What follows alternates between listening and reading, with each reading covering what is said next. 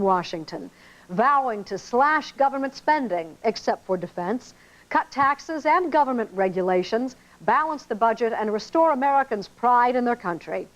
3 weeks after Reagan took office, NBC's David Brinkley spent a day inside the White House, offering viewers a front-row seat as the Reagan Revolution got underway.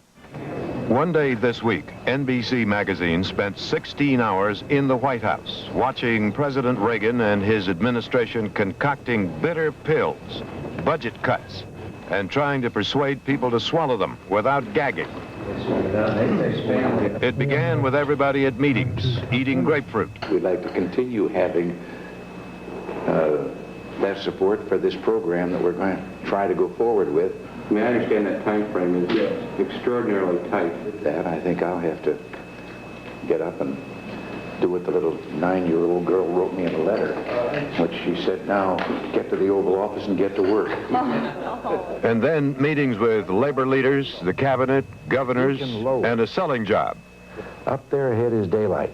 And in the process, we see Reagan displaying a personal style unlike his predecessors, easy and casual. Well, thank you very much. Yes, good to see you. Hi, Art. How are you? Just fine. One of the stories we're leaving here about families, the little boy and his man asked him how many brothers and sisters he had, and he said 11. And he said, my, that must be very expensive. And the little boy says, no, we don't buy them, we raise them. And like every president, feeling restricted, closed in. I was reading in one of the magazines, Nancy had some magazines up there the other day. They evidently had a part of a diary of Harry Truman. And my, it was a better time. He talked about how he delighted in slipping out of the White House and went over to church, walked through the park. None of his advance unit found out about it, slipped into a back pew, said he was didn't think anyone even recognized him and all, and took great delight in that. It sounded like fun. Before the tourists arrive in the morning with their Instamatics and take snapshots through the White House fence, before the traffic is even backed up on the Potomac River bridges, so early you can still find a parking space in downtown Washington, the new Reagan staff is arriving at the White House, their heads full of plots and plans and schemes to cut the federal budget substantially and without starting a civil war. They think they can do it. I'm going to skip breakfast other than what's right here this morning. Thank you. I'm going to stick with just You're not going bran flakes. It's not all bran, but bran flakes if you got them on a banana. Down the hall from the Oval Office, on the table are grapefruit, coffee, and coconut donuts for a 7:30 meeting of President Reagan's senior staff in the office of James Baker to look ahead at the day's work schedule. I think we ought to just play it by ear. Edwin Meese, he came with Reagan from California, now his senior advisor with cabinet rank. Mike Deaver, Baker's deputy, another Californian. At 8:10 a.m., the president walks down from the second-floor living quarters. His workday starts with a breakfast with union leaders who supported him. In the first-floor dining room, one of the prettiest in the White House. This breakfast is more substantial. Grapefruit, poached eggs, sausage, bacon, Danish. Photographers from over in the press room are allowed in for about 30 seconds, what the White House calls a photo opportunity. It is early, and all but the president had to travel across town to get here. 100 yards away in the West Wing offices, another staff meeting, Baker presiding, senior members of the staff discussing who during the day will do what. Cabinet agenda, okay. We're all set. All set. You're gonna report to the cabinet meeting, right? Okay. My talking points around the meeting with the governors, Rich. The executive committee first, is that it? Back in the dining room, Frank Fitzsimmons of the Teamsters. There's a lot of unnecessary regulation, which would allow greater input of productivity if they were eliminated. The person didn't have to say his Bible every morning. In fact, I think there are a lot of areas in which what is wrong is the federal government seized upon something that properly belongs at a different level of government. And that they're just not equipped in Washington to deal with problems that'll fit all across this country. Did Ed talk about meeting that date with you this morning? Is the President going to discuss that at Cabinet? I mean, I understand that time frame is extraordinarily tight. They talk of the Reagan speech next Wednesday, joking that the opening and closing are finished, but nothing in between. Jim, given the schedule, I'm not sure we're going to be able to get a first draft of the speech to him until about Saturday. Now we're meeting this afternoon. Yeah, but I can give you the front end and the back end of that based on that. Then we get a lot of policy in between. Good evening and good night. Well, I know that I've run out of time here. I know that you're going to go on having meetings, briefings on this program of ours. Let me just say again that most pleased to have you here, and gives me an opportunity to thank you all for your support during the campaign. But the catch in it is, as I've indicated already, we'd like to continue having that support for this program that we're going to try to go forward with. And in return for that, of course, want your input and continued communication on these problems. Anybody else got anything? So with that, I think I'll have to get up and do what the little 9-year-old girl wrote me in a letter, which she said, now get to the Oval Office and get to work. Now the breakfasts are over and the grapefruit eaten, and next the President meets one group after another, asking help and support in taking control of Washington's spending. We'll be back. And being on television was an opportunity to communicate. So when NBC's David Brinkley paid a visit in February 1981, the Reagan White House saw it as one big photo op and packed the president's schedule with events calculated to help sell Reagan's agenda. It's a technique that's become commonplace. With the union leaders stroked and well-fed, the president now has laid out for him a day of political salesmanship. It is a hard sell, and he knows it. The biggest spenders in Washington know, and there is no disagreement about this, know the government spends absurd, even ludicrous amounts of money. But there is a song and dance we have all known for years. Whenever a president or anyone proposes to cut the spending, the response is as predictable as a phonograph record. Yes, of course, but where will you cut? Well, that usually shuts him up, because when some specific cut is mentioned, it is taken for granted that whoever would lose by it will fight back, whether it's business, farmers, labor. They will protest, complain in full-page newspaper ads. They will lobby Congress. They will threaten political revenge, put on tantrums. On this day in the White House, Reagan was busy trying to head off some of this. It's not too cold. Huh? No. So at 9 a.m., he walks to the office through an outdoor colonnade, a ramp at the end put in for Franklin Roosevelt's wheelchair.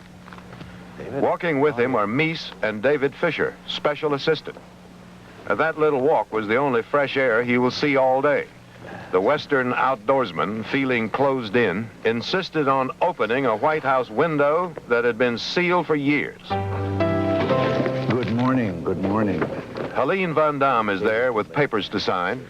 He has been known to complain about all the paper, but he can't stop it. In February. Must be 1981. Seems like I've been here long enough now that it should be 1983 or 4, but I don't know. Well, as of today, you will have met then with every level of government, the mayors, the county execs, state legislators, and now the governors on your economic program. Then after that, Mr. President, Deaver, we've got a meeting Meese, with, and Baker the, run over the executive day's committee schedule of the with him. National Governors Association. I think there's 17 or 18 governors. Should we go with Dick Allen? Right. Richard Allen, National Security Advisor, in for the day's briefing on world affairs. And Vice President Bush. This is the biography of the new Polish leader.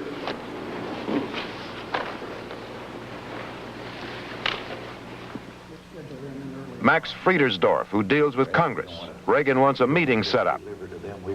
Listen, could you set up a meeting with Congressman Stenholm, Charlie Stenholm, about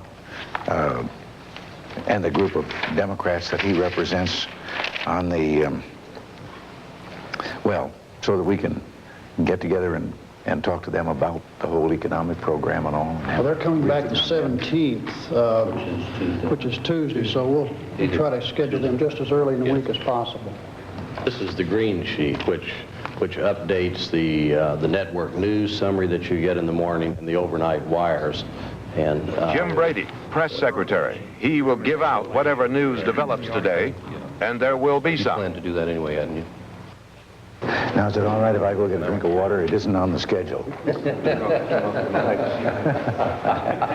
Across the hall in the Roosevelt Room, it has paintings of both Theodore and Franklin. 18 state governors have come in and are eating jelly beans while they wait. I'm Murray Wiedenbaum. I'm chairman of the Council of Economic Advisors. You can get the American people to understand the necessity of doing what the president wants to do. Sure, fun to eat. All the colors. Yeah. It may not be as good for you as peanuts, but you know they're a lot more fun to eat. While Reagan, in his office, telephones a congressman. Hello? Trent? I just calling again. I wanted to, before any more time went by, thank you very much for what you did in our recent go-round up there. I know that you saved a lot of souls there in the in the back room. That's probably my job. I could probably have that. Bush joins the governors, warming them up. But they're all politicians. They heard the election returns, and they all feel some heat.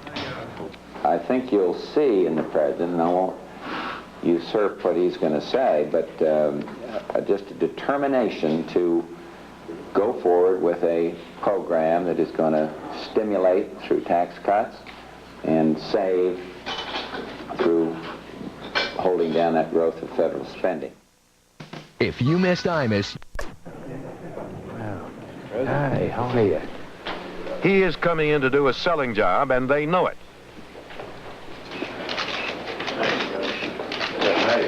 We do face a calamity, but if we can lower the rate of increase in government spending and then stimulate the economy, even though we're asking for tax cuts, you know and I know the tax cuts in the tax rates, which only actually are reducing part of that increase.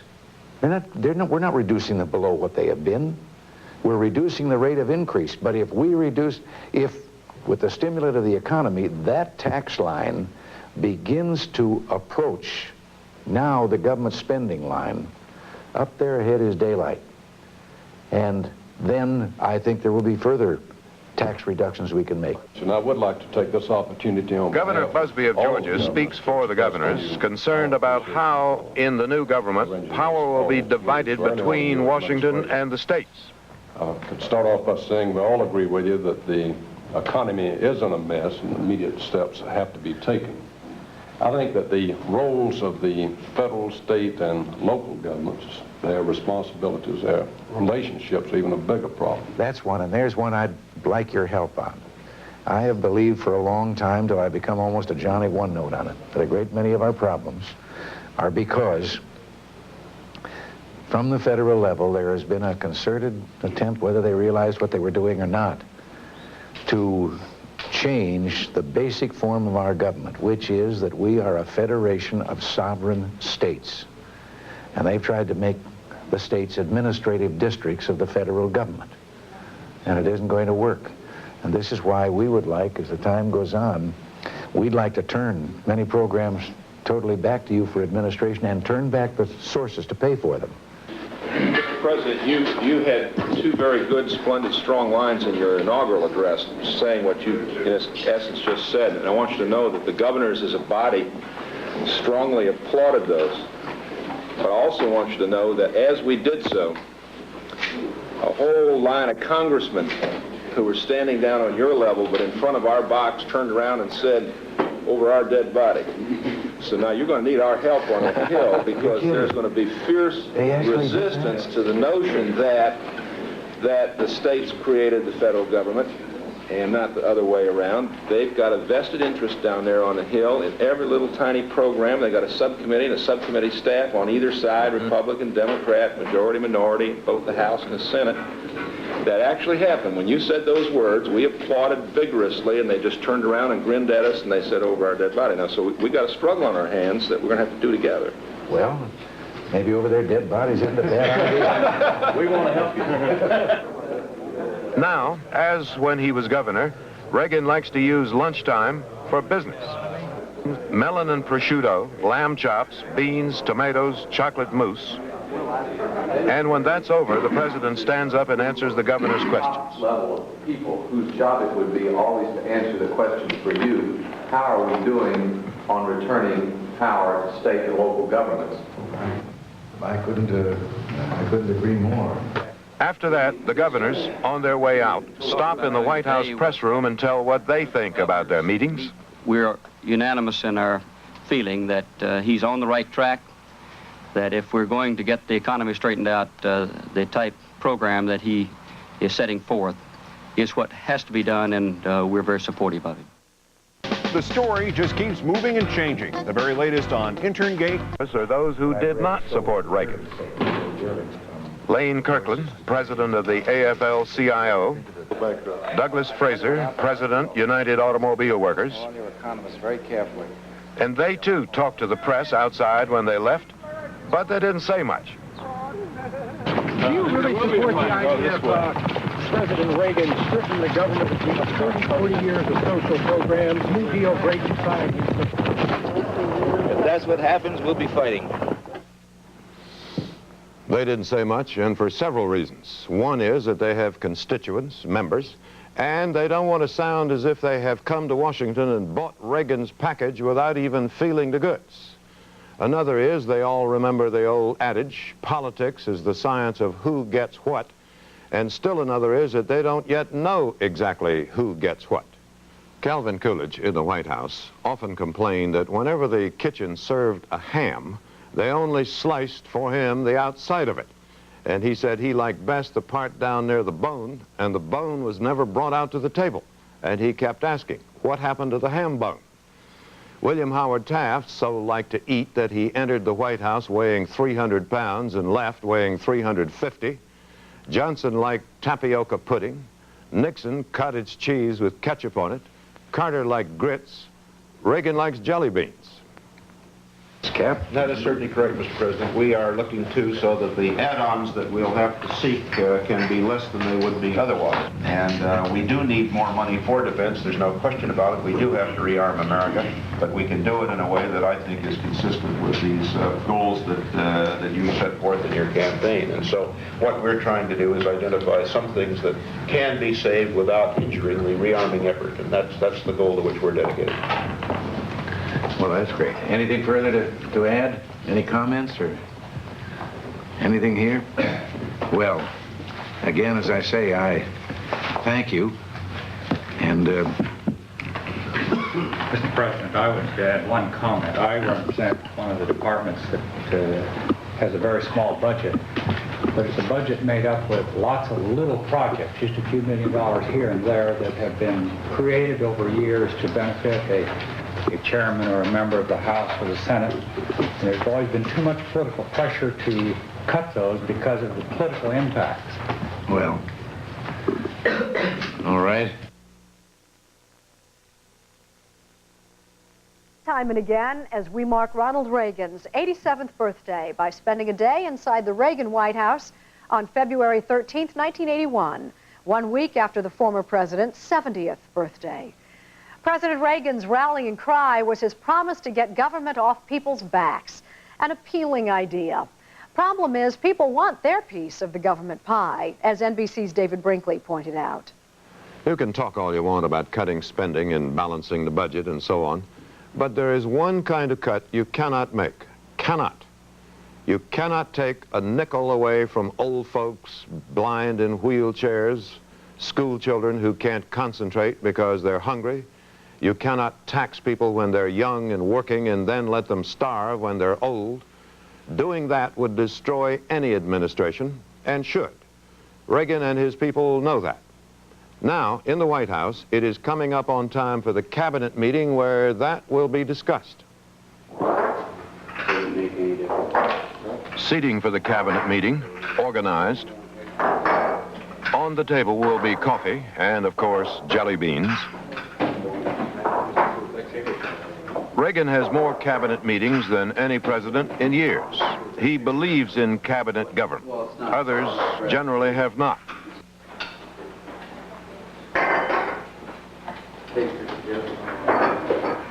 Reagan, Treasury. Smith, Attorney General. Pierce, Housing.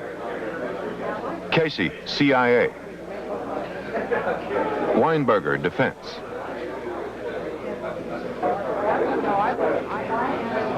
Stockman, Budget. Allen, National Security.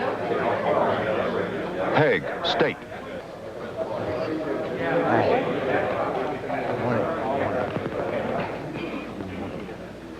Good morning. Good morning, all. Everyone looks very bright and happy. Since the agenda is mainly concerned with the economic program, though, try not to smile too much. And so, with that settled then, I'd like to call on Penn James for a report on our progress in the personnel area. Thank you, Mr. President.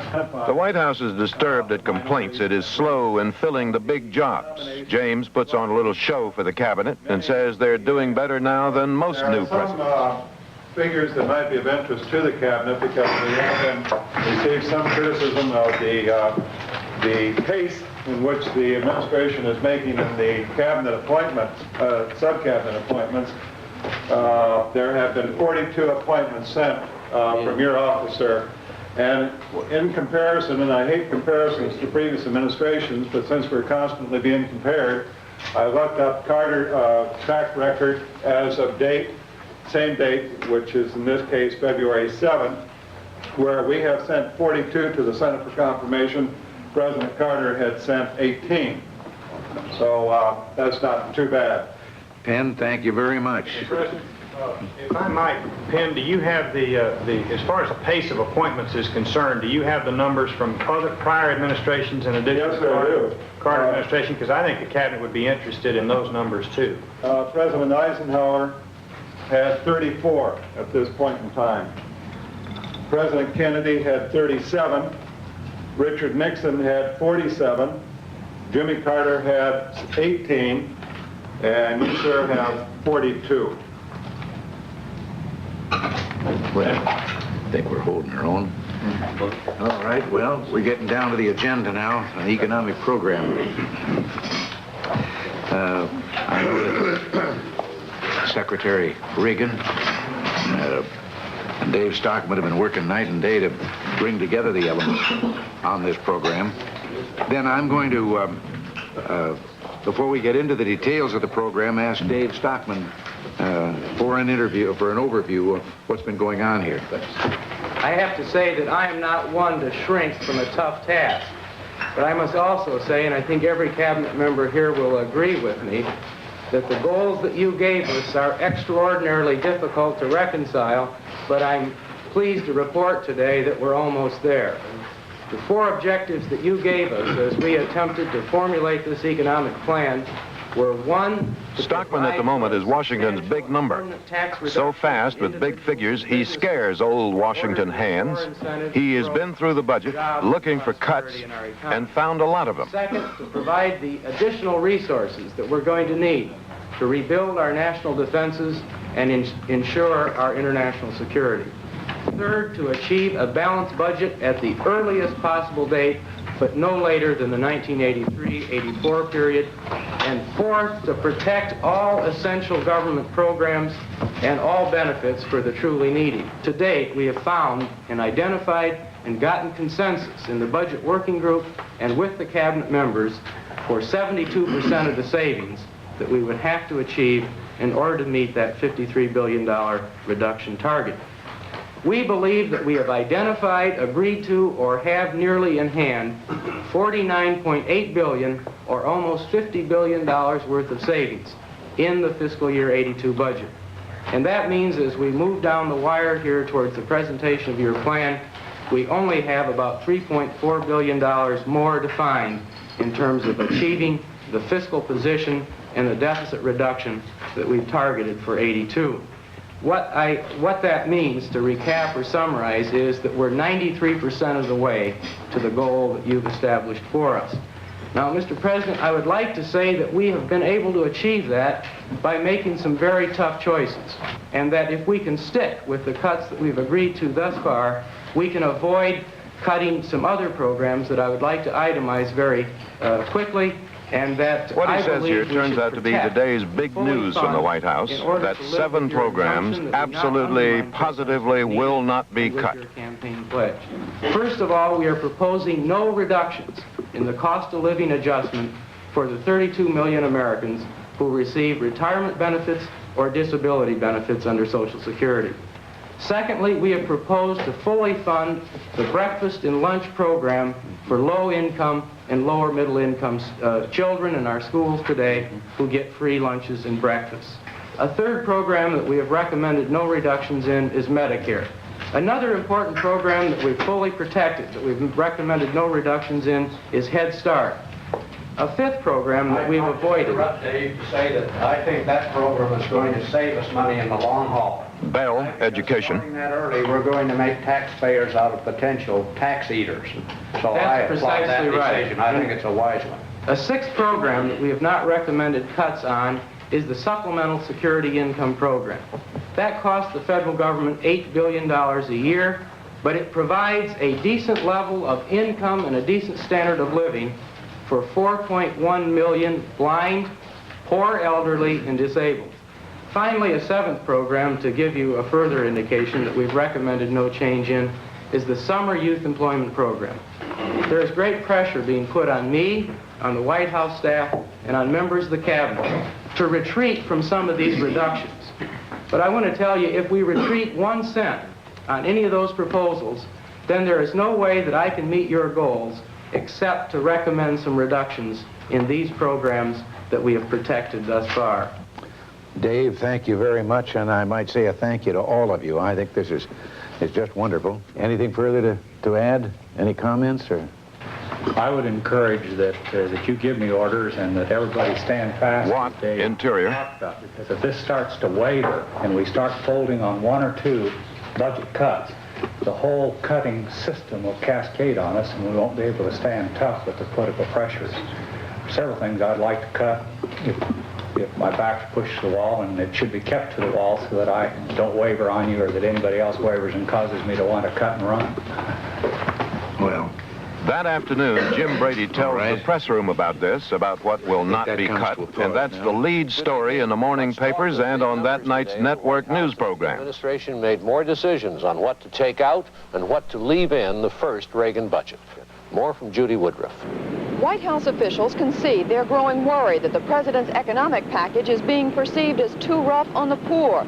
That's why reporters, NBC, CBS, and ABC, telling the news from out on the White House lawn. As well as showing some compassion. Most of these popular programs about $10 billion, more than a quarter of the projected 1982. Be unveiled. Judy Woodruff, NBC News, the White House. Needless to say, everyone in the White House knew our cameras were there, and everyone knew he was on.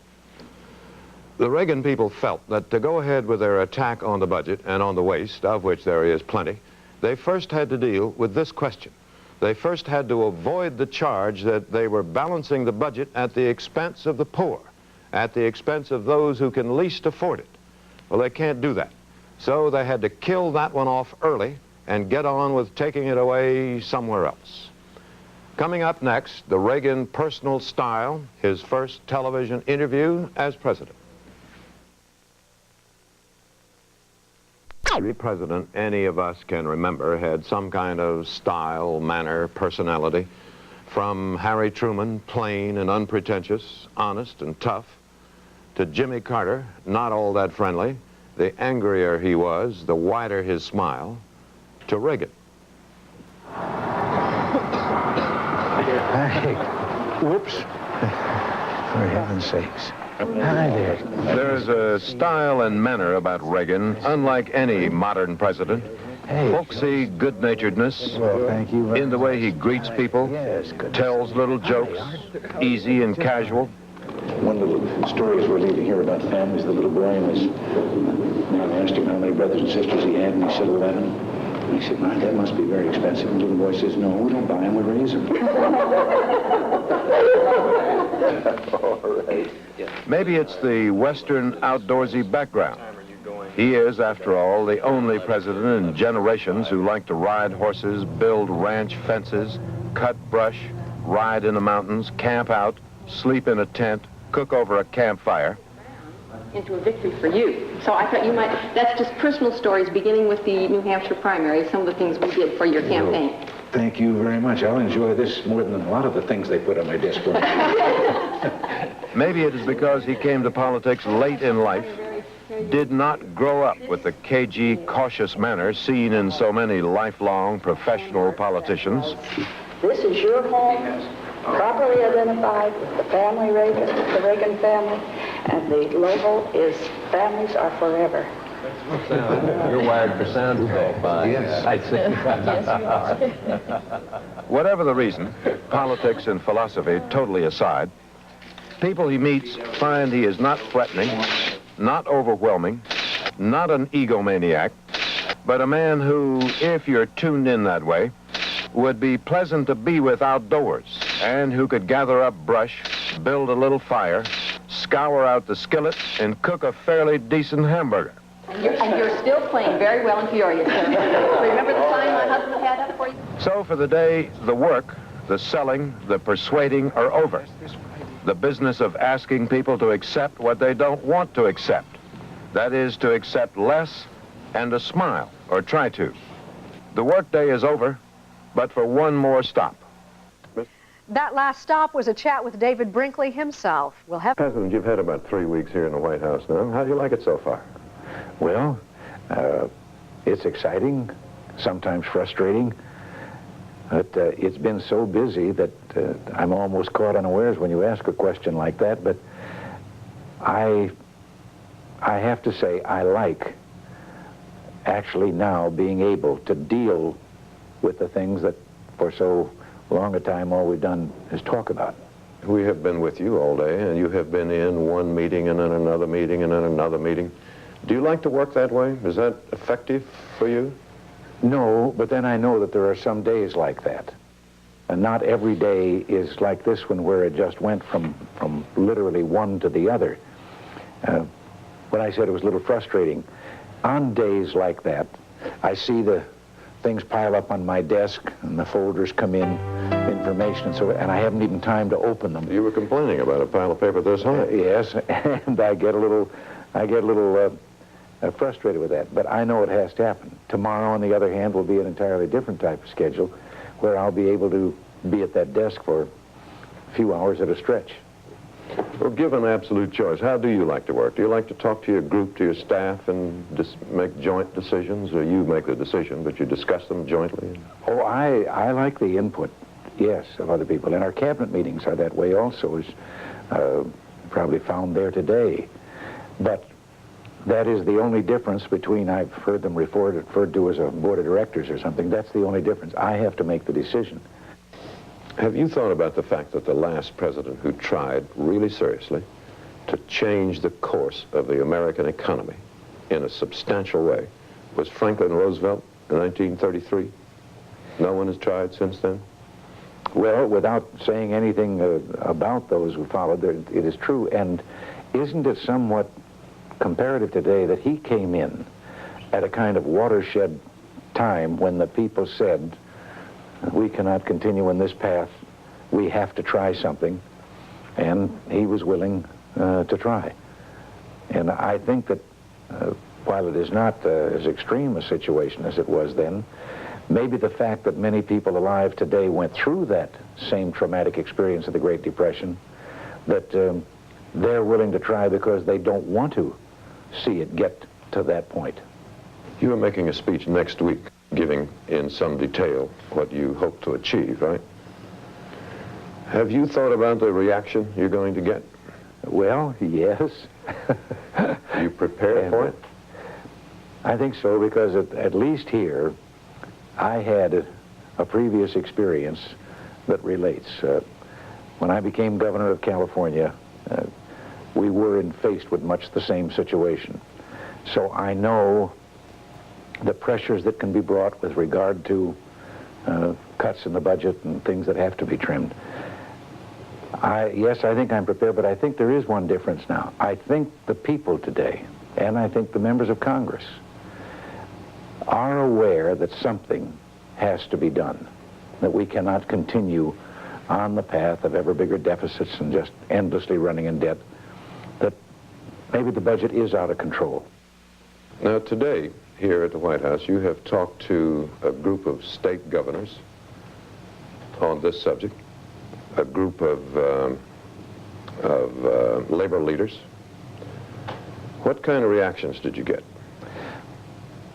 Well, the state governors, all of them, Democrat and Republican, recognize what I just said, that we cannot go on. Something has to be done. We wanted their input, and they have agreed they're going to give us their thinking on with regard to budget cuts as well as the tax situation. And the labor leaders, there were two groups. One was more openly supportive. The other was very frank about that there may be differences in their views to priorities of cutting here and there. But there was no great opposition from any source. Have you run into the old Washington game? Cutting the budget is fine. I agree it should be done. Expenses have to go down, but don't cut mine. The only thing that licks them on that one is that there isn't anyone exempt. Have you thought of saying to those who object, all right, but have you got a better idea? I've thought of it, and maybe before the arguments are over on this, I will be saying that. We've gone along for decades now with this belief that we could spend more than we take in, and now the deficit is approaching $1 trillion. And it is time to say we should try something different. And if not this, then tell us what. Do you ever have the feeling that you now, in putting this program through, are going to take the heat for something that should have been done a long time ago? Well, I went into this with my eyes open, and I'm perfectly willing to do that. It has to be done.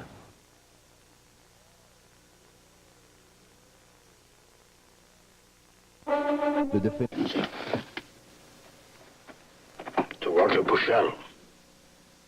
To David Matthews. To the 50. To the 50. The place is Nuremberg, Germany at the end of World War II. An international military tribunal of the four victorious powers is trying the top leaders of Nazi Germany. The story, the Nuremberg trial.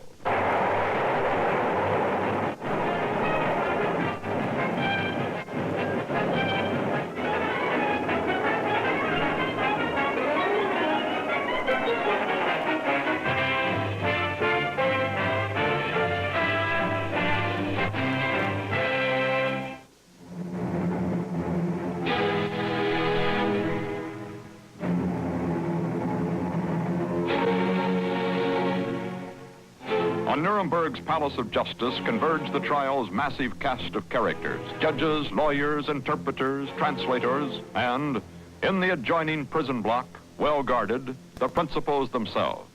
Among the missing, dead by their own hands, Himmler, Goebbels, and of course, Adolf Hitler.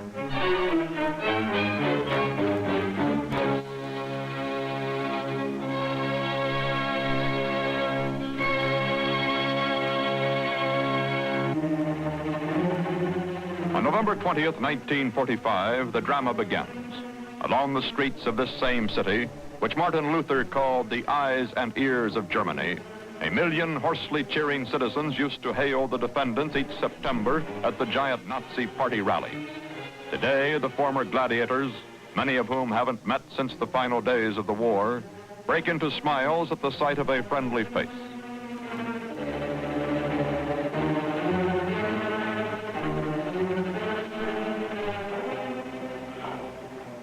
Reunion ceremonies concluded, they take their places in the dock.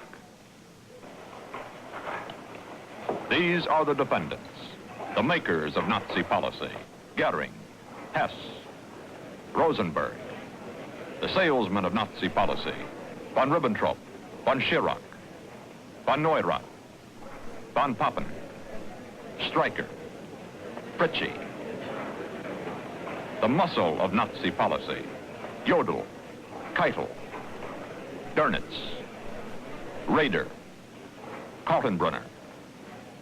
The administrators of Nazi policy: Frank, Frick, Funk, Schacht, Speer, Sauckel, Seyss-Inquart. The missing Martin Bormann is tried in absentia. The windows of the darkly paneled courtroom are muffled with velvet draperies as if closing out all distractions to pure justice. Observers focus their attention on Goering, vigorous, shrewd, contemptuous, amply filling his first row seat on the aisle. Several German lawyers in long velvet-collared robes attend each defendant. Many are prominent Nazis, since each defendant is allowed counsel of his choice. The guard removes the lawyer's hand from the rail for fear of transfer of weapons. Attention! Tribunal!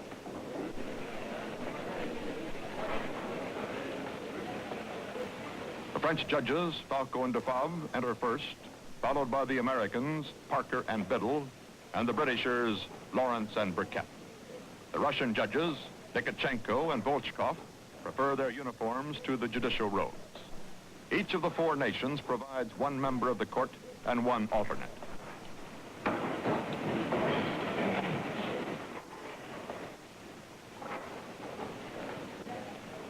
The American delegate, Francis Biddle, ex-Attorney General of the United States, sits next to Lord Justice Lawrence, who presides.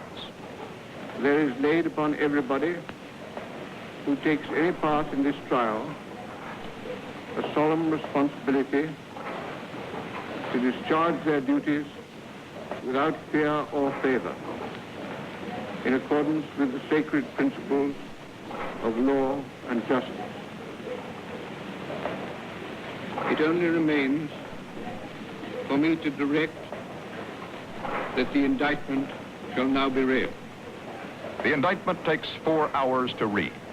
Like all the trial proceedings, it is translated simultaneously in English, French, Russian, or German.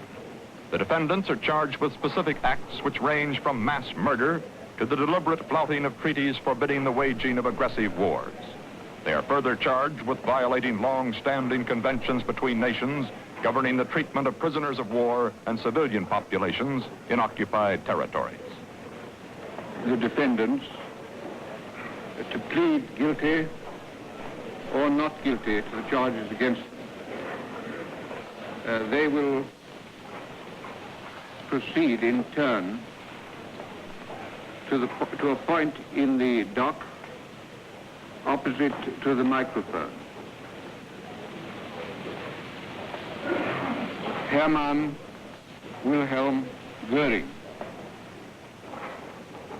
The Nazis, second only to Hitler in power and influence, now dozens of pounds lighter on a prison diet, still cuts a flamboyant figure in his dove-colored Air Force uniform. Before ich die Frage des Gerichtshofes Before I answer the question of the court, whether I plead guilty or not guilty, I informed the court that defendants were not entitled to make a statement. You must plead guilty or not guilty. I declare myself not guilty according to the indictment. Rudolf Hess. Hitler's first deputy in the Nazi party. No. That will be entered as a plea of not guilty. Joachim von Ribbentrop, Nazi foreign minister. I declare myself not guilty according to the indictment.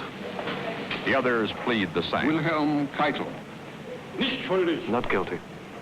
Supreme Court Justice Robert Jackson, the chief prosecutor for the United States, prepares to examine Dr. Hjalmar Schacht, Nazi finance minister. Dr. Schacht, you said in 1938, we have fallen into the hands of criminals. How could I ever have suspected that? I'm sure you would want to help the tribunal by telling us who those criminals were. Hitler and his comrades. I'm asking you to name all that you included in that category of criminals at that time. Hitler, you know, is dead. Defendant Goering. I might also include Himmler and Bormann. As to the other members of that intimate circle, I do not know who they were. You've named 4 men as criminals, 3 of whom are dead and 1 of whom you say admitted. I might add one more name. I suppose that Foreign Minister von Ribbentrop knew of the plans of Hitler constantly. Von Ribbentrop displays shock over this repeated violation of the prevailing strategy of Nuremberg defense, to lay all misdeeds at the door of men beyond the reach of the court. The 20th... The Soviet judges confer as Alfred Jodl, mastermind of the German army, takes the stand to testify about the Nazi invasion of Austria. Were you told that Hitler said that the German question could only be solved by force? No. When Hitler heard that Schuschnigg was going to obtain the opinion of the people by plebiscite, he decided to invade at once, did he not?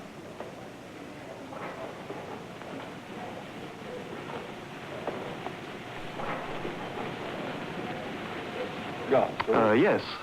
Jodl's conclusion that if a country persisted in talk of plebiscites, putting matters to a vote, then bloodshed was inevitable through no fault of der Fuhrer. As Soviet prosecutor Rudenko bows to the court, agitation flares in the dock. They should be trying the Russians, the defendants seem to be arguing. Possibly in rebuttal, Rudenko offers in evidence a film of Nazi justice for conquered peoples, much of it captured German footage. At this tense international moment, however, someone blunders in the projection room. The film comes on upside down.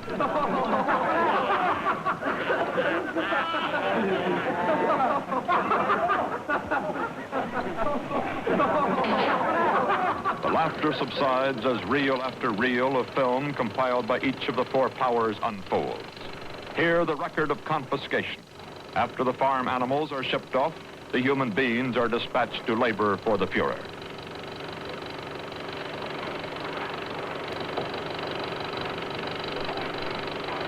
The scenes revive old memories for Defendant Saukel, Chief of Labor Recruitment, who forcibly imported 5 million such workers into Germany, and for Speer, who gratefully used them, as well as concentration camp inmates, in the Nazi production effort.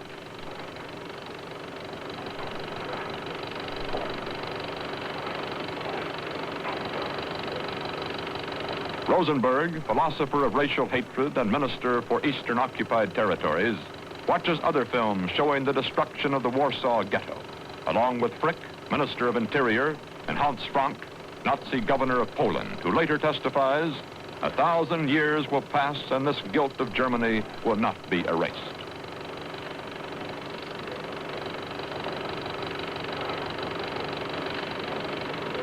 Hess becomes sick, shakes off von Ribbentrop's efforts to calm him.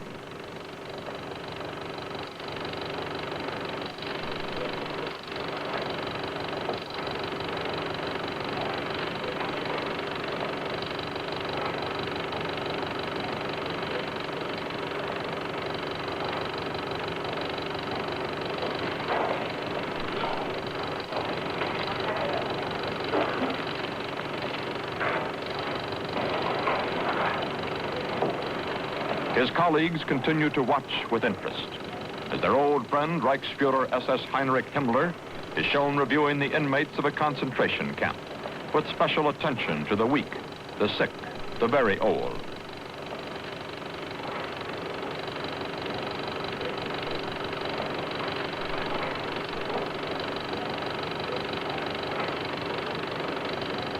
There are scenes of other useless human encumbrances, namely the very young. A solution has been arranged for all of these. Warm showers for everyone. The shower rooms neatly converting, with admirable Nazi efficiency, into gas chambers.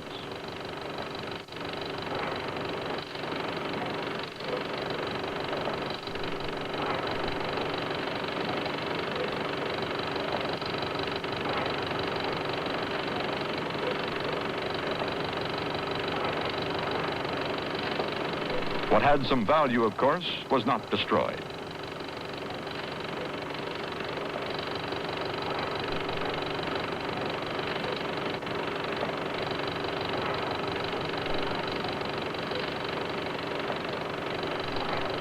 In the special Nazi interpretation of the law of conservation of matter, nothing was wasted. Human hair, false teeth, a vast fortune in gold fillings which was thriftily stowed away in the vaults of the government Reichsbank.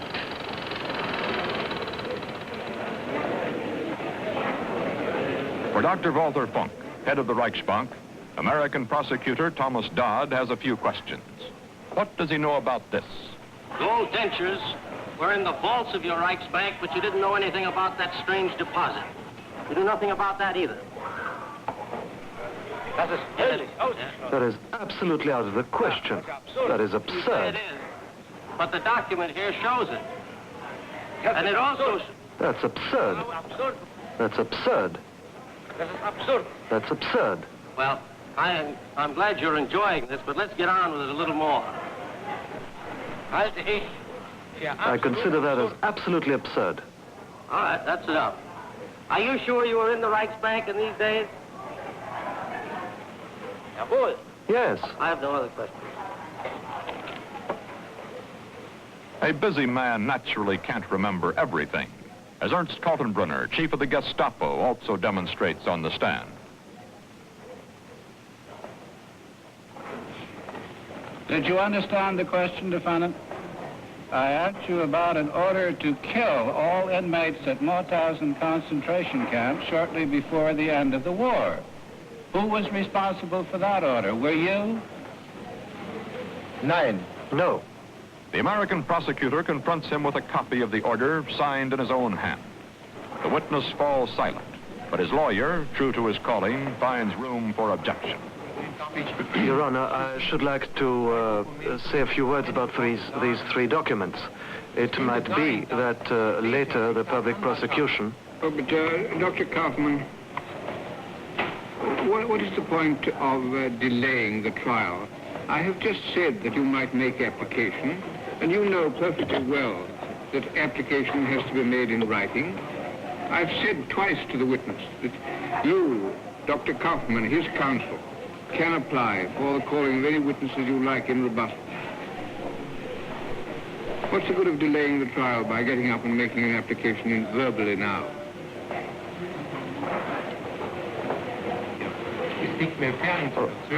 I don't want in the least to delay the trial, but I should like to say that we might want to have witnesses. I'll put in the application in writing.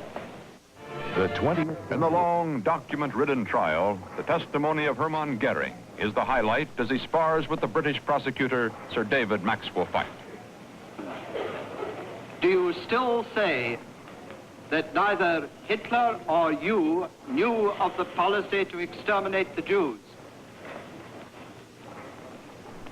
As far as Hitler is concerned, I have stated that I do not think that he was aware of it. As far as I'm concerned, I knew that in some occurrences there had been such events. You didn't know to what degree, but you knew that there was a policy that aimed at the extermination of the Jews. The judges make some last notes as the trial approaches its end. On August 29, 1946, the chief American prosecutor, Supreme Court Justice Robert H. Jackson, comes forward for his final summation. These men saw no evil, spoke none, and none was uttered in their presence. When we put all of their stories together, this is the ridiculous composite picture of Hitler's government that emerges. It was composed of a number 2 man who knew nothing of the excesses of the Gestapo which he created. A number 3 man who was merely an innocent middleman transmitting Hitler's orders without even reading them, like a postman or a delivery boy. A foreign minister who knew little of foreign affairs and nothing of foreign policy. A security chief who was of the impression that the policing functions of his Gestapo and SD were somewhat on the order of directing traffic. A party philosopher who was interested in historical research and had no idea of the violence which his philosophy was inciting in the 20th century. Now, this may seem like a fantastic exaggeration, but this is what you would actually be obliged to conclude if you were to acquit these defendants. If you were to say of these men that they are not guilty, it would be as true to say that there has been no war, that there are no slain, that there has been no crime.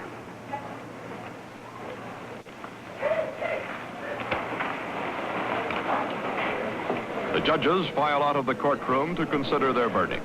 It is 9 months and 10 days since the trial began, almost 2/3 of the time having been allotted to the case for the defense. At last, on September 30th, 1946, comes the day of judgment. Defendants, lawyers for both sides, translators, interpreters, guards, all those who have been confined together for so many months in this isolated chamber at Nuremberg, lean forward as Lord Justice Lawrence begins to read the 50,000-word verdict. On the following day, the individual judgments and the sentencing. Defendant Hermann Wilhelm Göring, the International Military Tribunal sentences you to death by hanging. Joachim von Ribbentrop, the tribunal sentences you to death by hanging. The grim calling of the roll proceeds. Death by hanging. Keitel, Jodl, Rosenberg, Kaltenbrunner, Frank, Frick, Seyss-Inquart, Sauckel, and Streicher. Hess, Funk, and Raeder are sentenced to life imprisonment. Dernitz, von Schirach, Speer, and von Neurath get shorter terms. Fritschy, Schacht, and von Papen all are acquitted and receive their exit visas to the outside world. A few hours before the hanging, Göring commits suicide in his cell. In 50 or 60 years, he has told a jailer, there will be statues of Hermann Göring all over Germany. 7 of the Nazi hierarchy are jailed in Spandau prison, guarded by the 4 powers in turn. Today, only 3 are left. Here, the changing of the guard as the Russians yield to the Americans.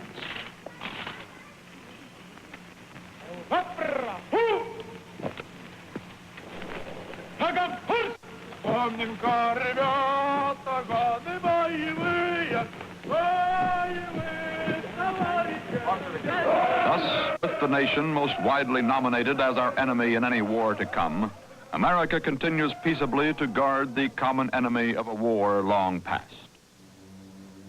The prisoners move about the yard, aging men, living on in a world neither past nor present.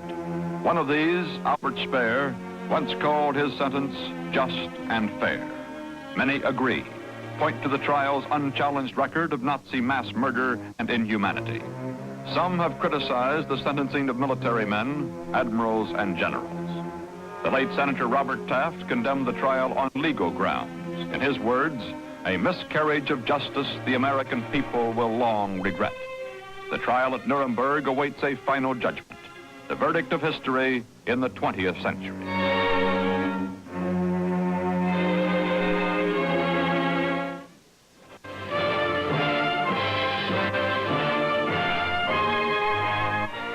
Next week on The 20th Century, a look at the U.S. World War II battleship fleet. Next on A&E, a look at critical naval battles of World War II in Victory at Sea.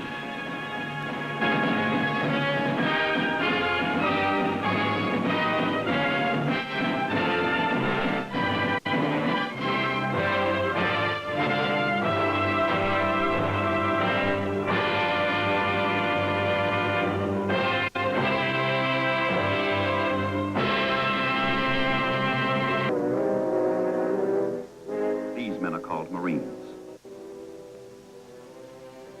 These men are called sailors. These men are called soldiers. Pacific is the ocean. Peleliu is the island. 1944 is the year.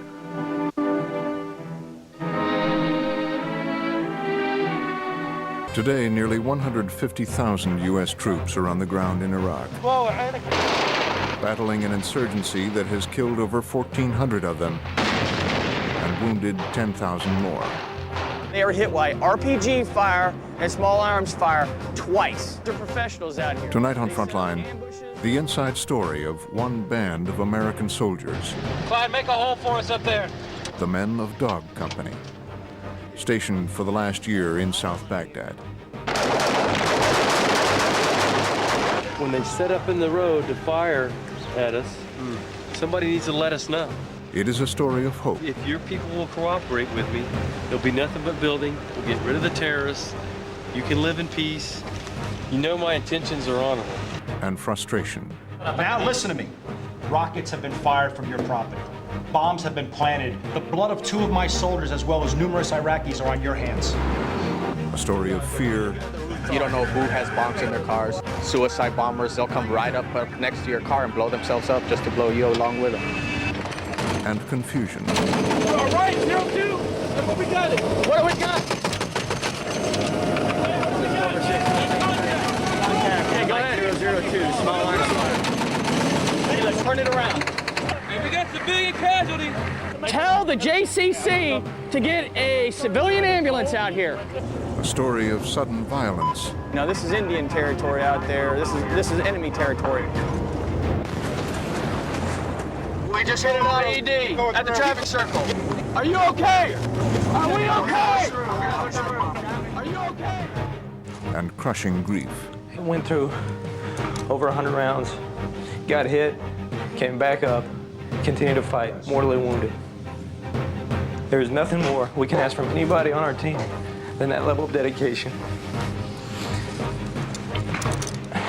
It is the story of what must be faced. The hardest part of war isn't putting your life on the line for your soldiers, but saying goodbye to those who've fallen. When you are a company of soldiers.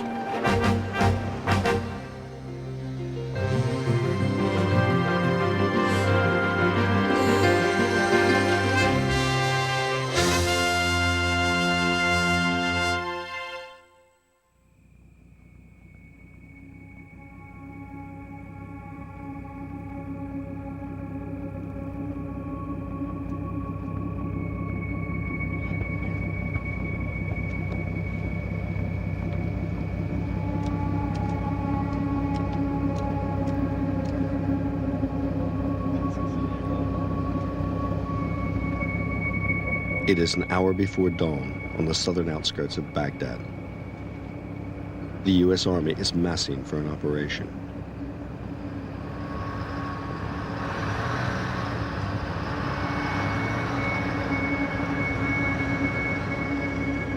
Iraq has become America's biggest military commitment since Vietnam.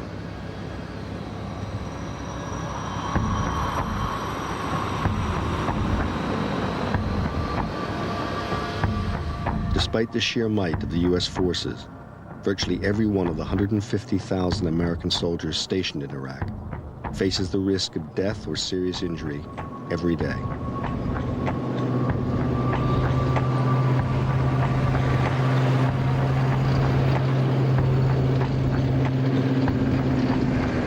We spent the month of November 2004 embedded within Dog Company of the 1st Battalion in the Army's 8th Cavalry Regiment. In November, the eyes of the world were on the bloody fight for Fallujah. But the final battle for Iraq will be won or lost elsewhere, in places like Mosul, Ramadi, Najaf, and here in South Baghdad, with Dog Company.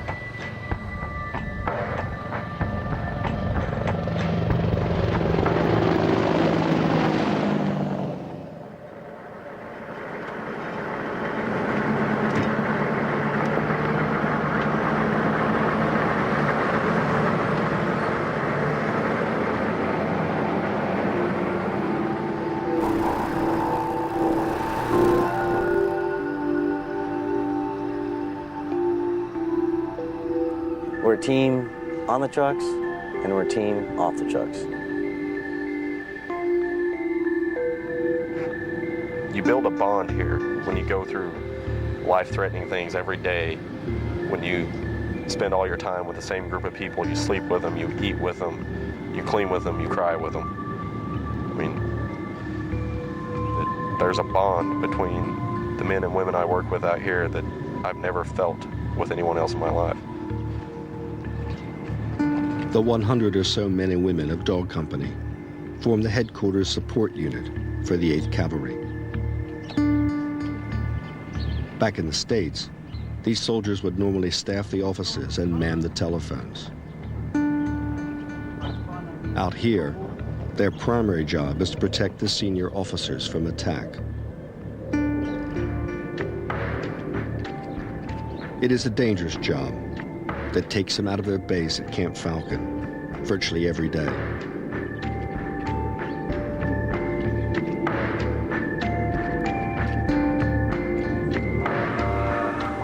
The base overlooks Iraq's main north-south highway. One of the 8th Cav's responsibilities is to keep this vital route open.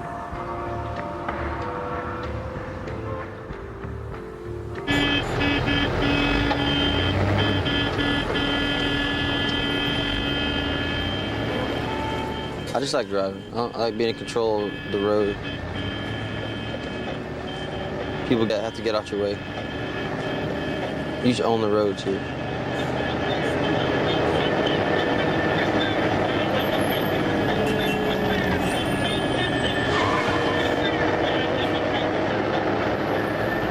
I heard it on the radio that a vehicle with 2 guys pulled up. They got out, they tested the guys for TNT and stuff that came up positive. They tested the car, which came up positive. Then they looked in the trunk. Dude, they found a dead body in the trunk. Really? Yeah, he'd been executed, shot in the head. Did they kill him, or did somebody else kill him? Well, that's what they're trying to find out. They're interrogating him now. That'd be kind of scary, wouldn't it? Open the trunk and find a dead body. Dog Company's biggest fear is the VBIT, the Army's acronym for the car bomb. The gunners fire warning shots to keep cars from getting in amongst the convoy of Humvees.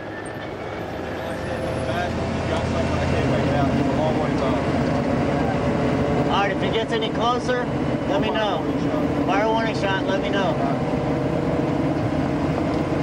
Let the 3 Whiskey know that my Golf has a white truck behind us, about 250 meters, with a guy standing up in the back of it. I've told him that if he gets any closer to fire a warning shot. So when we get up to this first checkpoint right up here, we might want to tell the guys at the checkpoint over. Roger. He turned? Hey, 1, this is 3. The truck has turned off the road.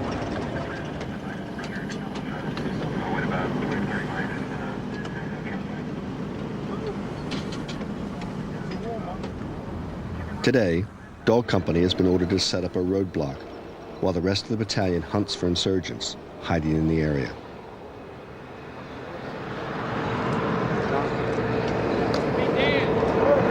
You're in charge of that thing, okay? What am I, chopped liver? Everybody feels scared. When I go out the gate, I feel kind of anxious and nervous at the same time. but I don't really feel fear, like so much fear that I can't function, you know. All right? Well, I don't want to hear it. Especially when, you know, there's a car on the side of the road, and it's just sitting there, and you have to go past it, and yeah, there's a sense that, you know, that could be the car that blows up. Suddenly, they spot a car coming their way. Warning shot, warning shot.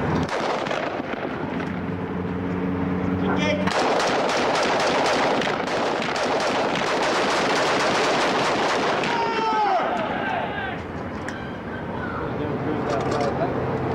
Hey, so he passed the trigger line. He passed the trigger line. Sir, the Humvee's right here, so he can see us. The car had approached the roadblock at high speed. To the soldiers, it seemed like the driver accelerated after the warning shot, so the order was given to shoot directly at the car. That's a quick dude. Hey, dude. Damn, Reyes. When you said that, I was like, well, no, the guy sped, after the warning shot, he sped up.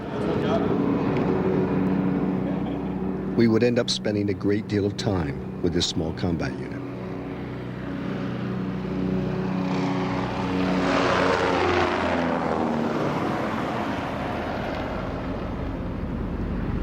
They were 9 men strong and traveled in 3 armored Humvees.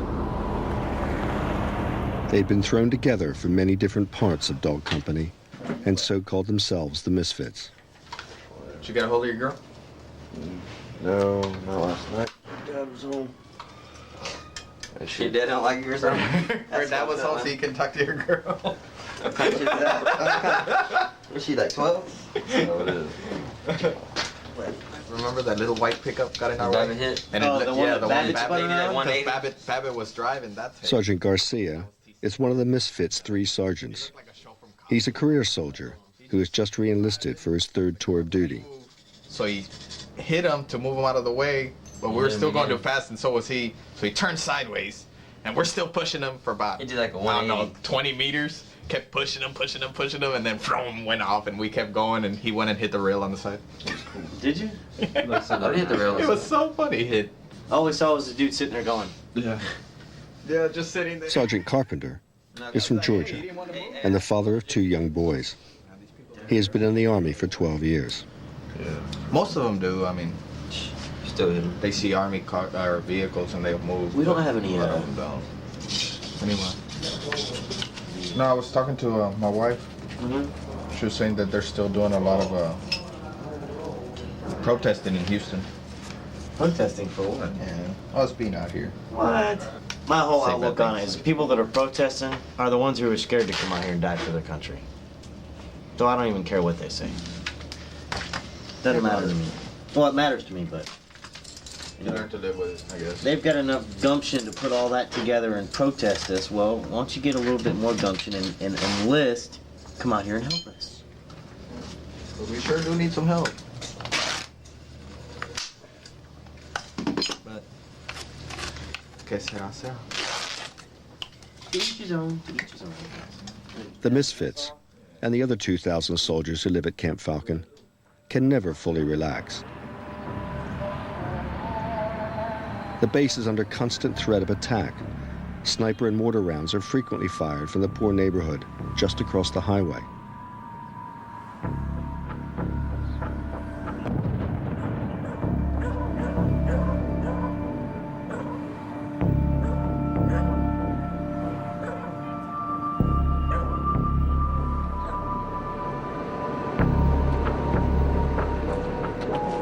She sells small food and cigarettes. Combat and security are only 2 of the U.S. Army's tasks in Iraq.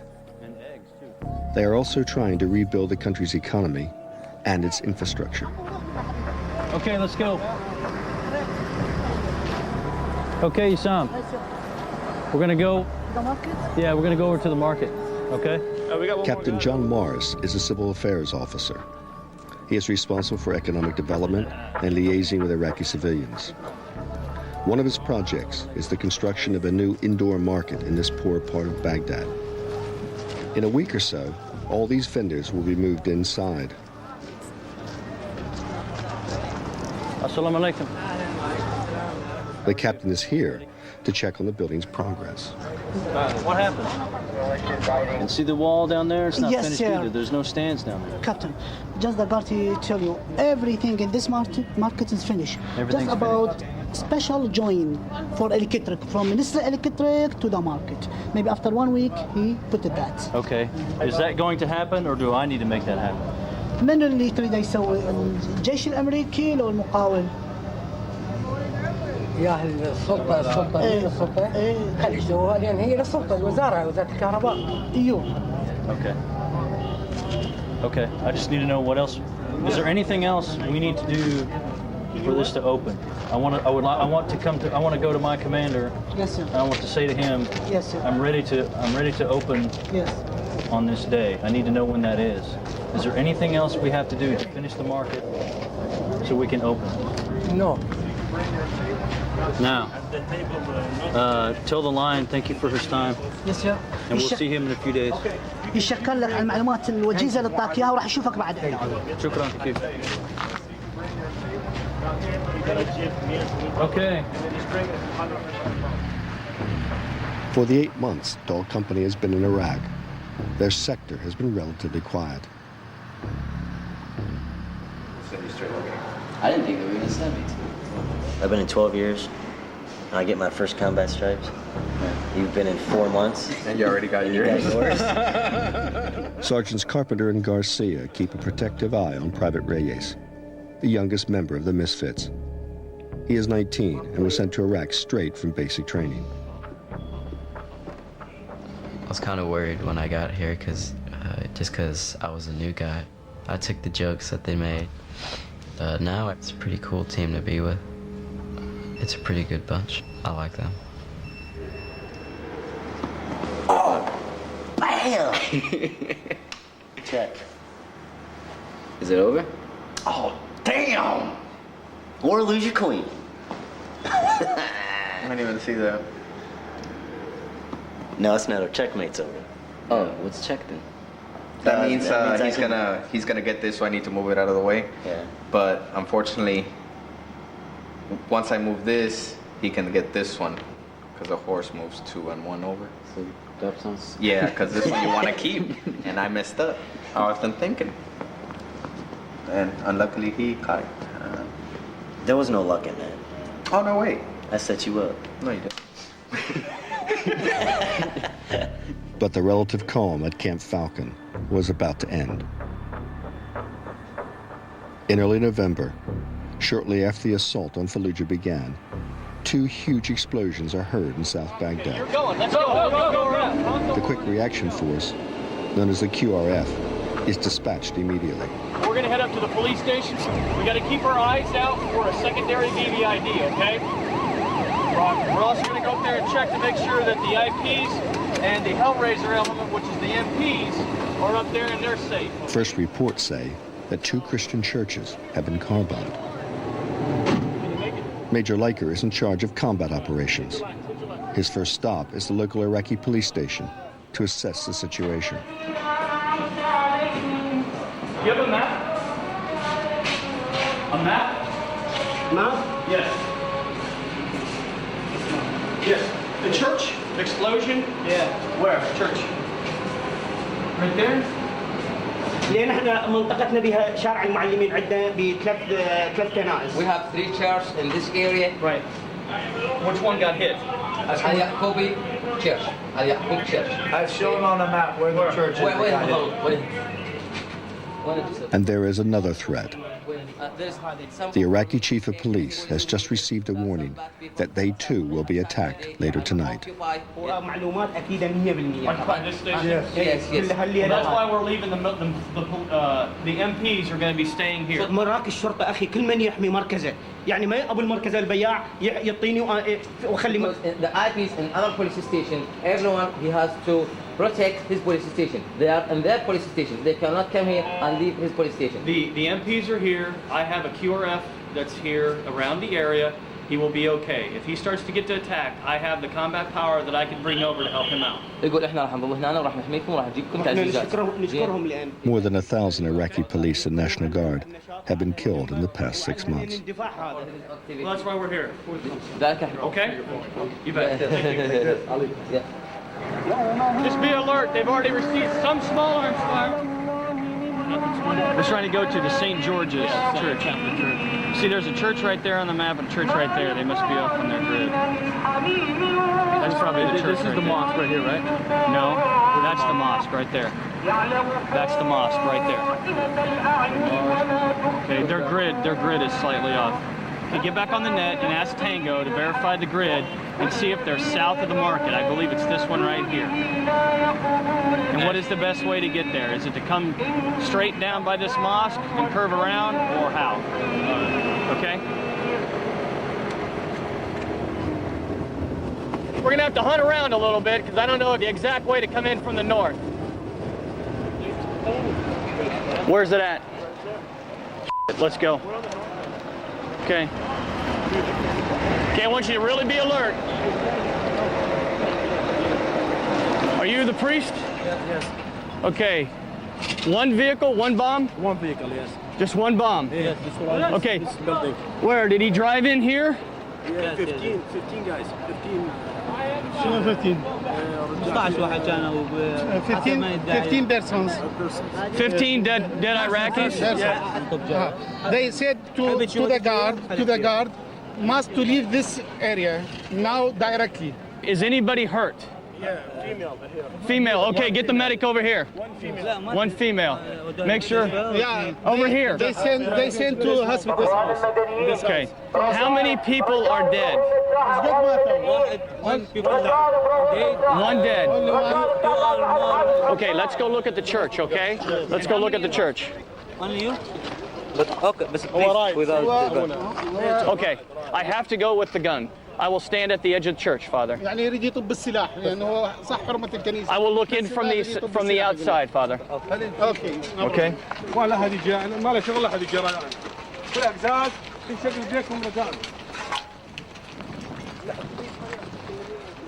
Was this car? This is the car bomb.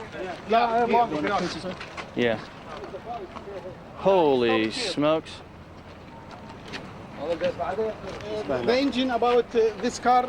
The engine is that way. Father, I am sorry for your church. You see, that's the tires for the car. Yes, that was the car.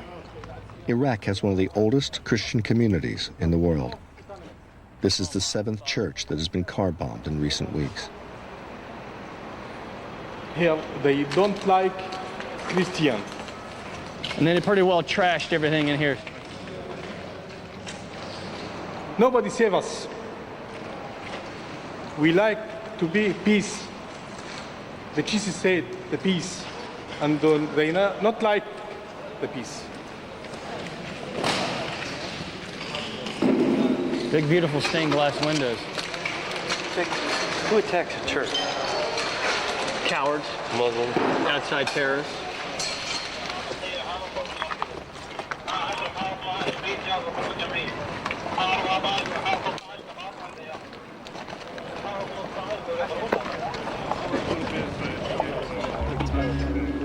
There is no more Major Liker can do tonight, and the Iraqi emergency services are left in charge.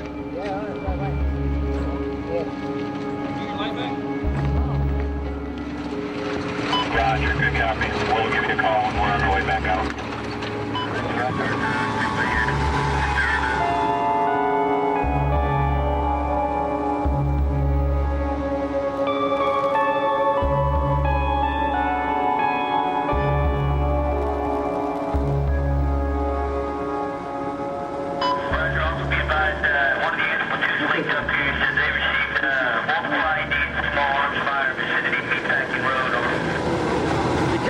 IEDs, guys. Hey, slow down. What we got? It's a pot shot. All right, 02. Yeah, what we got it? What do we got? Contact. Okay, go ahead. 002, small arms fire. Hey, let's turn it around. Oh. Where at? Where's it?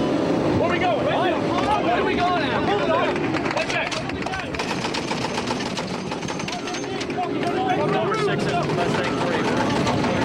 Just sitting on 60th and New Mama Road. I want Jason down here to Mike 002. Okay, go ahead and pull up over here. Okay, go ahead and stop right here. Stop! Stop, Austin! On the way back to the base, the convoy had been ambushed with rocket-propelled grenades and small arms, and the Americans had aggressively returned the fire. Hold on! I want to know where all friendly forces are before we start doing anything. Hey, we got civilian casualties. They need a medic in the vehicle. To the west. There's a vehicle with civilian casualties. Right now, they just cleared the vehicle. I'm just waiting for them to clear it so they can give the go-ahead to the medic. Okay, what happened? I took collateral damage. From who, us? We don't know yet, sir. Okay, hey, tell them that I'm gonna need the, well, shit. Hey, tell the JCC to get a civilian ambulance out here. Who fired? I have no idea, sir. Because right when we got shot over there, this vehicle was coming through. So, he got ricochet from the other side. Yeah, this is a ricochet right here. Because I don't see any... The medic says the man in the taxi is mortally wounded, and nothing can be done to save him. God damn it. Okay, tell me when you're all ready, get your guys lined up, and let's get ready to go. How far out are we pushing? We're only going to push down just past where that house is, so that we have an arc of fire of vehicles. And then we're all going to move out. Okay? And I'll give the word on that. Let's go. Let's go. Get your vehicle going. Hey, be careful for IEDs. I want you to be very alert. Very alert. Do not be kicking doors in. It's just like a normal cordon search, okay? Right. Be very respectful because it's Ramadan and we got really muddy boots now. Okay? Ask them if they've seen any bad people. Alibaba. Salam alaikum. No Alibaba? No Alibaba? Over here? Back over here? I don't know يعني المنطقة ورانا مكشوفة وهاي المنطقة مكشوفة فاحتمال يعني كل شيء يصير بس احنا حتى سلاح بيتنا حماية نفسنا ما عندنا نرجع. Thank you. Shukran. Okay. Nothing like a little excitement. The insurgents have escaped, but no U.S. troops were injured.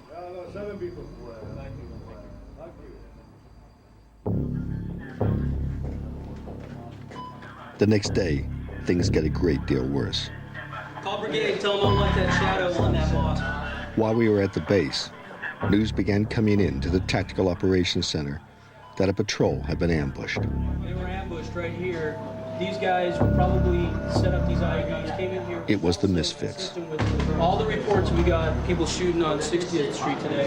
We still got the 2 IEDs at the possible church. The possible IEDs at the church. 2 soldiers are critically wounded.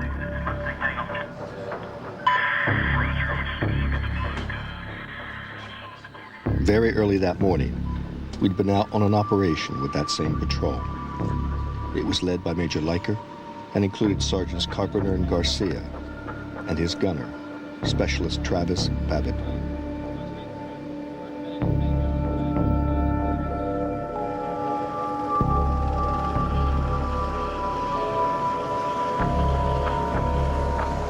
When the ambushed patrol returns to Camp Falcon that afternoon, Captain Whiteley, the commander of the Misfits, calls the team together. Where's Sergeant Johnson? No, we're missing them. Sergeant Johnson's in the foyer. He's waiting on. Get up here immediately. He's got some bad news to deliver. Where's Morgan? He was out helping. Okay. He said it was. So,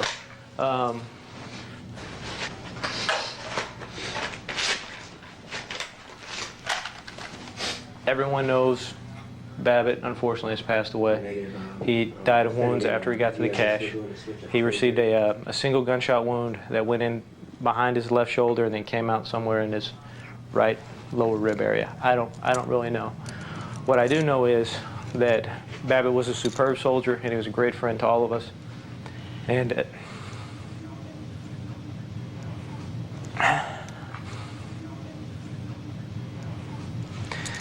He died like he should. He went out fighting.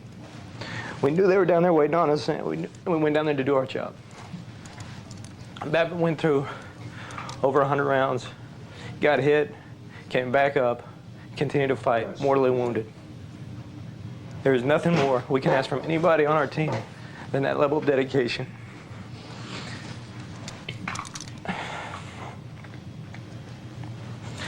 We all loved him like a brother, and this is going to be very, very difficult for all of us, including me. But what we have to do now is be strong for the guys who aren't on the team, for each other. We have to take care of Babbitt. He's got a lot of stuff we got to do. We got to get his stuff back to him. We got to get his memorial service ready, and which it has to be absolutely top-notch. And most importantly, we have to continue to soldier, each and every one of us. Because later on tonight, tomorrow morning, we're going to be back on the same road. We're going to be going back into another ambush. And the next time, we'll put more on them than they put on us. But I just want each of you to know that I'm damn proud of what we did today.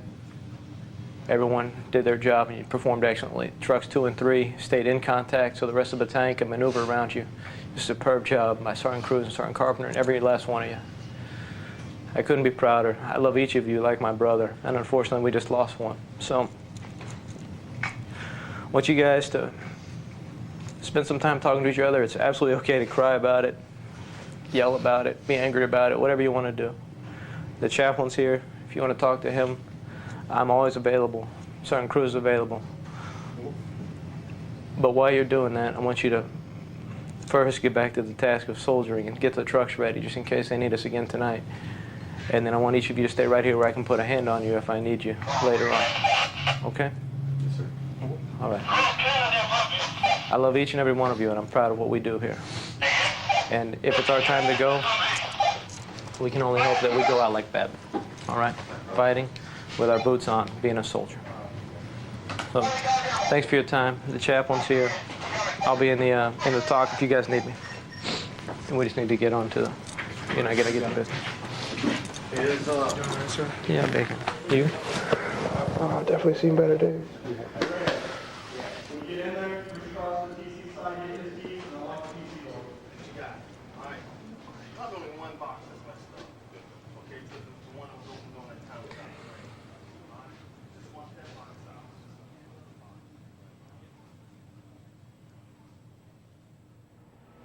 He just walked back. Get Miley! Okay, here's what we got going, guys. Dog Company is beginning to realize that they are fighting a new, more professional enemy. There's a whole bunch of enemy right up in here along Market Street again, approximately 100 AIF. They suspect that about 100 insurgents, called anti-Iraqi forces or the AIF, have moved into their sector to distract American forces from the fight in Fallujah. They got hit by AIF, okay? Numerous, to include from the rooftops. We were going to go down Chicken Run, go all the way out to Red Rings, go up center line to get the cash. Any questions? Okay, you know the route? Okay, you know the route? You're driving, you know the route, right? Okay, let's go Redcon 1, let's go. We'll be coming back into the you guys, remember that. Okay? It is the day after Babbitt's death, and the Misfits have been ordered back into action. Can you hear me? Another day, sir.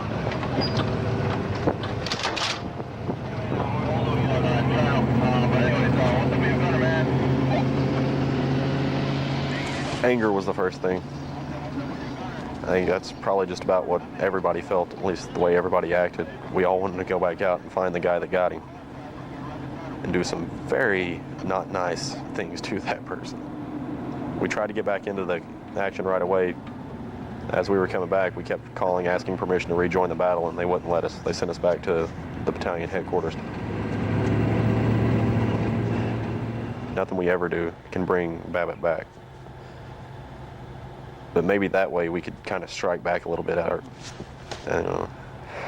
kind of payback, I guess you could say, revenge.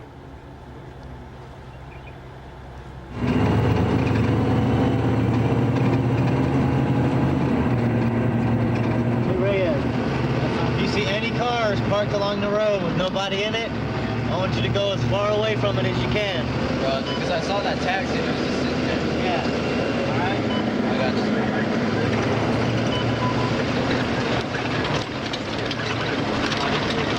If somebody's carrying an AK, we have the authority to shoot. That makes it easier, actually. It's just another day. Watching out for V-bids. That's our biggest scare right now. We've had 8 in the last 3 days. The misfits are heading for a stretch of road where running gun battles have been fought all day.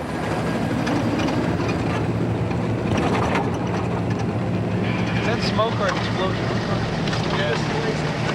Something's on fire. I guess it's pretty obvious.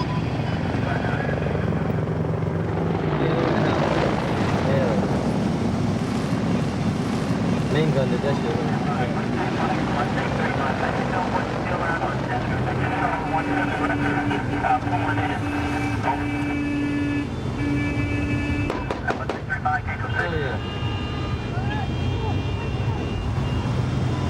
Keep your eyes open. Keep looking at the rooftop. Beta, big and butter, stop. Stop! Go.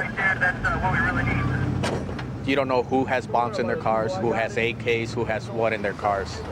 All the V-bits we've had are either on the side of the road or suicide bombers. They'll come right up next to your car and blow themselves up just to blow you along with them.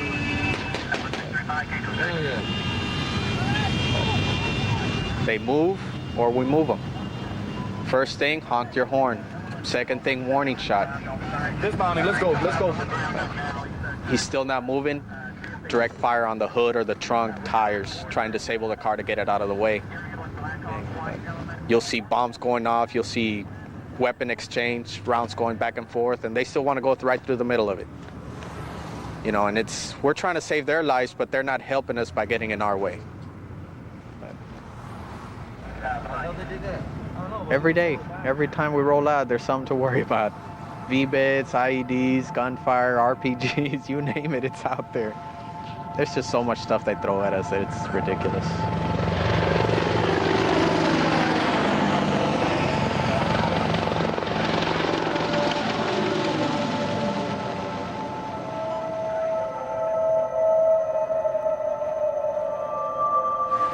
Tonight, we're expecting, in the night of power, quite a bit of activity. I don't want to be caught one patrol at a time and have to stack myself on top of him. I'd rather be out in force so that if he does decide to stand up and engage us, we are ready for it. Does anybody have Lieutenant Colonel Allen is the commander of the 1st Battalion of the 8th Cavalry. All right. These are foreign fighters.